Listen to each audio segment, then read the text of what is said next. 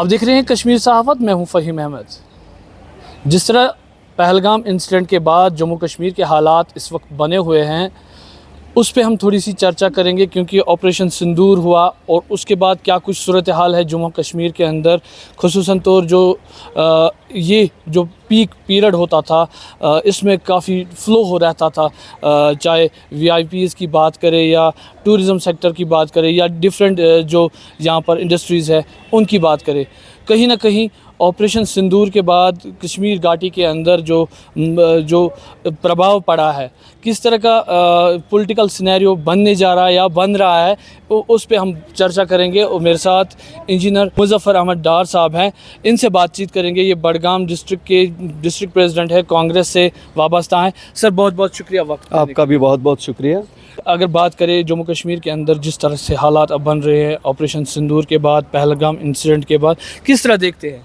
तो शाहीन है परवाज़ है काम तेरा, तेरे सामने आसमां और भी है।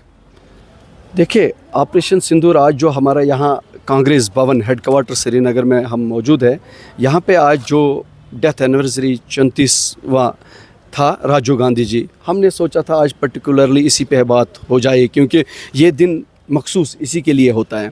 तो आपने पहलगाम का इंसिडेंट भी इससे ऐड किया। हम बार बार उस पर हमने प्रोटेस्ट भी किए, बहुत सारी डिमांडें हमने रखी है और स्पेशल सेशन पार्लियामेंट में भी हमने उनको बोला था कि स्पेशल सेशन भी आप बुलाइए, लेकिन अब ये बहुत लंबा चौड़ा फिर ये बढ़ेगा, ये डिबेट हमारा वो भी नहीं हुआ। लेकिन पहलगाम इंसिडेंट हर एक जो कश्मीरी है, आपने देखा होगा, जो भी कंट्री को छोड़ के जितने भी कश्मीरी जहाँ पे ये वाक़ा हुआ, जहाँ पे ये इंसिडेंट पेश आया, आपने खुद देखा होगा। फर्स्ट टाइम आज लोगों ने अपना काम बंद करके, दुकानें बंद करके, ट्रांसपोर्ट बंद करके, अपनी इंडस्ट्रियाँ बंद करके, छोटी मोटी सब कुछ बंद करके उनके हक़ में वहाँ खड़े रहे। उनके मातम में जो उनकी फैमिली का दुख दर्द, उसमें शरीक रहे, शाना बशाना रहे। और हर जगह, चाहे टैक्सी वाला, वो उसने अपनी टैक्सी फ्री रखी और बहुत सारी सुविधाएं रखी और उनके साथ इजहारी यकजहती दिखाया। और कश्मीरी, मुझे लगता है अगर ये इंसिडेंट और किसी मुल्क में, कहीं भी वर्ल्ड में किसी भी जगह होता, मुझे लगता लोग ऐसे यकजहती नहीं दिखाते जिस तरह कश्मीरी लोगों ने यहाँ दिखाया। और मैं सल्यूट करता हूँ अपने देशवासियों को, अपने कश्मीर के लोगों को मैं सल्यूट करता हूँ और हम मजम्मत करते हैं, आज भी उसकी मजम्मत करते हैं। सर यहाँ पे आपसे जानना चाहूँगा, जिस तरह से ऑपरेशन सिंदूर चलाया गया और कामयाबी हुए, जश्न भी मनाए गए, लेकिन भाजपा के कुछ ऐसे नेता हैं जिन्होंने हमारी सेना, जो कर्नल सोफिया कुरैशी थी, उन पर एक वो इस्तेमाल किए जो करने नहीं थे, जिससे पूरी हिंदुस्तान की जो आवाम है वो, देखिए, हर एक का दिल मजरूह हुआ।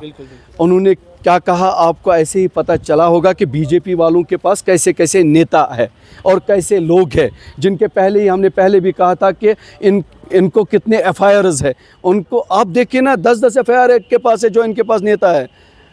तो ऐसे लोगों पे कोई अच्छी बात का वो उम्मीद रखना वो सही नहीं है। ये लोग ऐसा ही करेंगे जैसे कि देश को बांटते हैं, देश को बांटने का काम कर रहे हैं, संविधान को ख़त्म करने का काम कर रहे हैं। लेकिन कांग्रेस पार्टी एक वाहिद ऐसी पार्टी है, हम इसकी इजाज़त नहीं देंगे। एक एक अपना खून का कतरा अपने संविधान के लिए, अपने देश के लिए, अपने लोगों के लिए निशावर करेंगे। ऐसी बात नहीं, जैसे कांग्रेस की पार्टी ने पहले भी, जैसे राजीव गांधी जी का आज 34वां डेथ एनिवर्सरी थी, और ऐसे ही हम भी अपनी जान देंगे, लेकिन अपने देश के लिए और सच्चाई के लिए।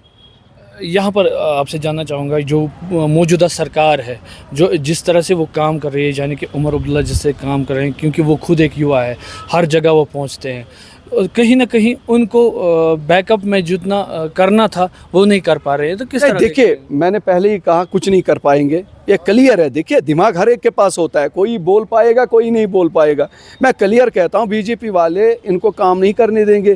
क्लियर में काम करने देंगे तो उनका नाम बनेगा, तो थोड़ी वो चाहेंगे कि ये आगे बढ़े। उनको ना करना है, ना किसी को करने देंगे।